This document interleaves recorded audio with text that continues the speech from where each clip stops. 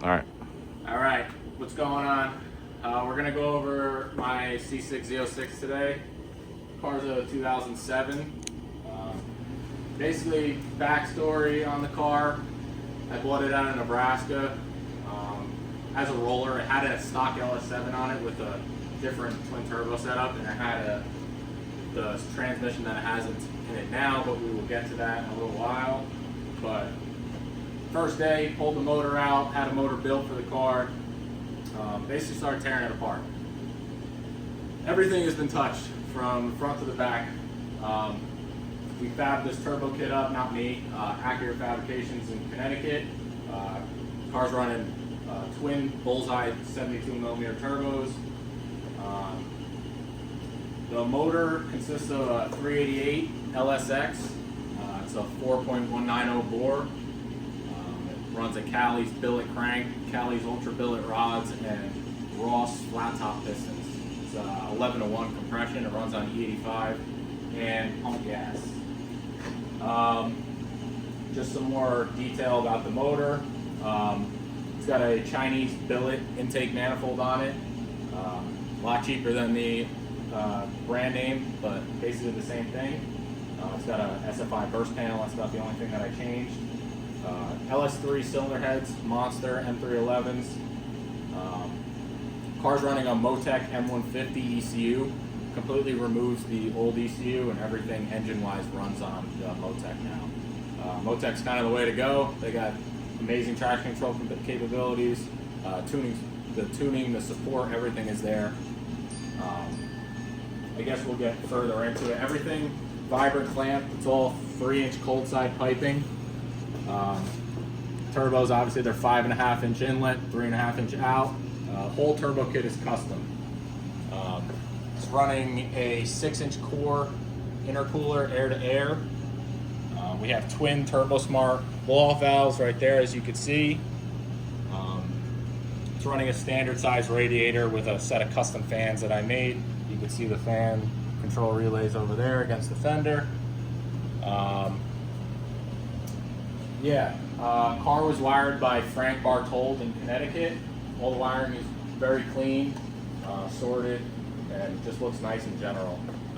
We'll start at the front, I guess. We have a 19-row 10A and a wheel cooler that basically comes off the filter housing.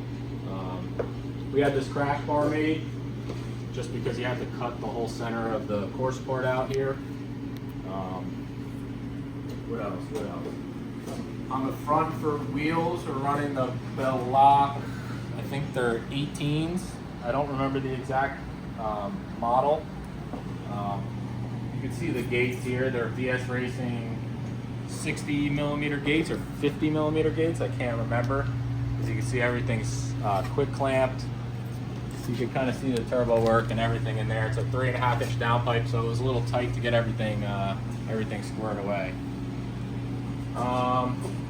What else? So we'll go inside the car now. Car has a full Chromoly 850 cage. Obviously, you see the parachute handle there.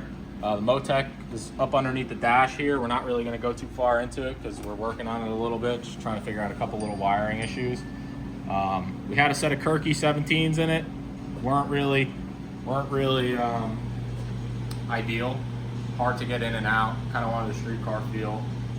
Car still retains AC, heated seats, heat, radio, the whole nine. Fires up as any normal Corvette with ECU. We'll come around back. It has a Carlisle 15-inch billet spindle conversion to fit the Bellocs, which are behind this dirt bike over here. They're 15-inch, 15 by 10s. They run a ET Street 325 5015. All solid hind joints in the back. Has a PFAT rear sway drag sway bar. And the car is equipped with a 6XD billet sequential transmission, so all the gears are back and all the gears to go downshift are forward. You can see the handle in there and the display gauge by the dashboard right there. Lets you know what gear you're in. Basically, the car is you're allowed to use. You don't have to use the clutch on shifts. So the car will cut ignition whenever you pull the gear lever. It has a strain gauge on it to allow the ECM to know when, hey, I'm about to shift, cut ignition, so the gear can slide into the next position. It's running a ECT twin disc clutch.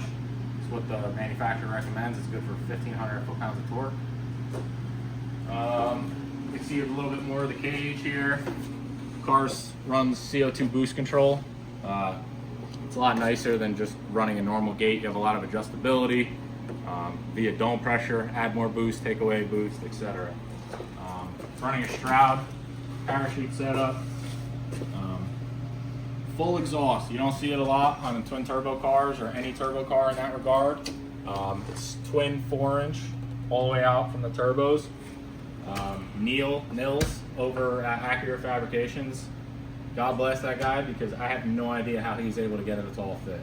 It's very snug under there. I'll post a picture right here. You can kind of see underneath the car. We'll wrap around.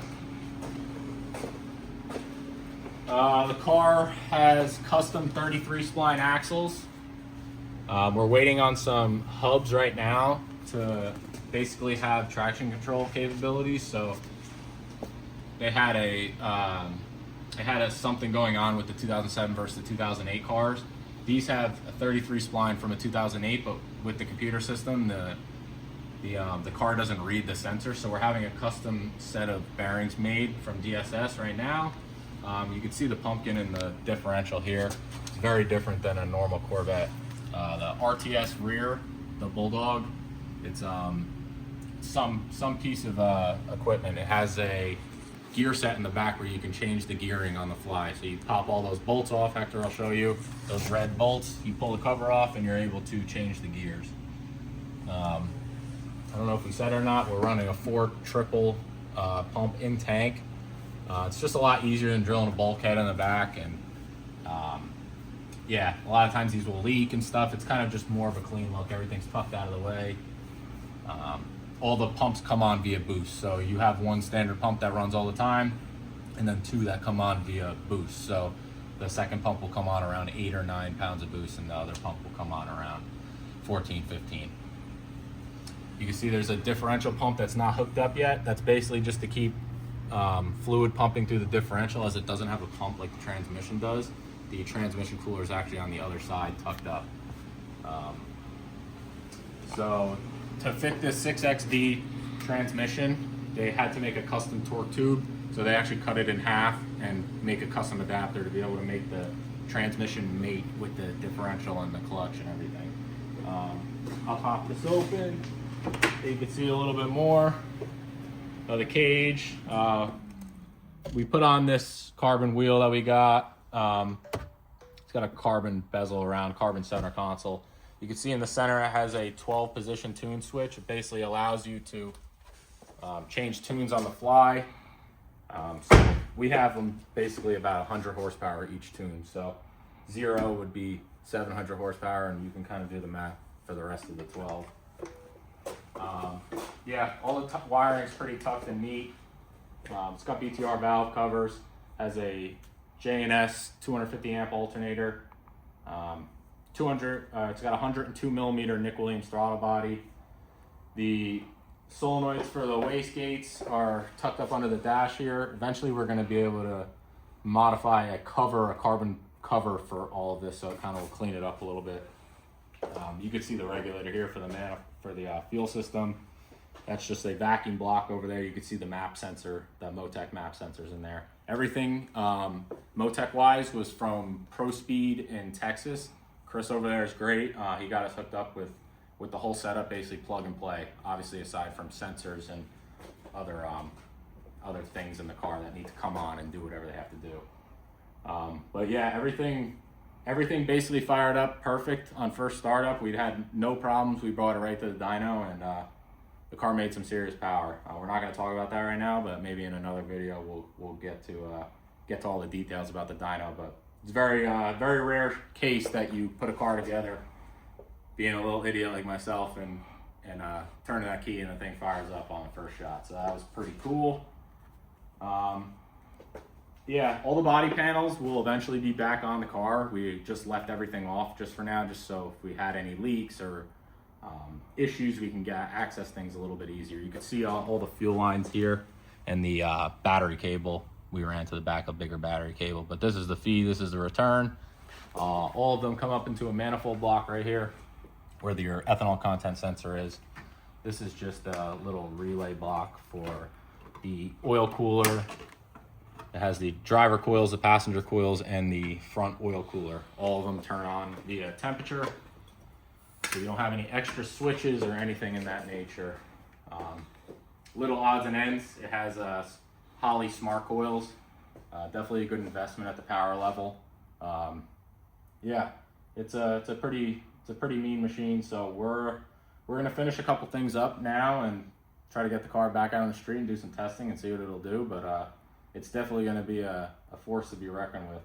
It's definitely it's built with the best parts money can buy, and yeah, we're going to see what it does.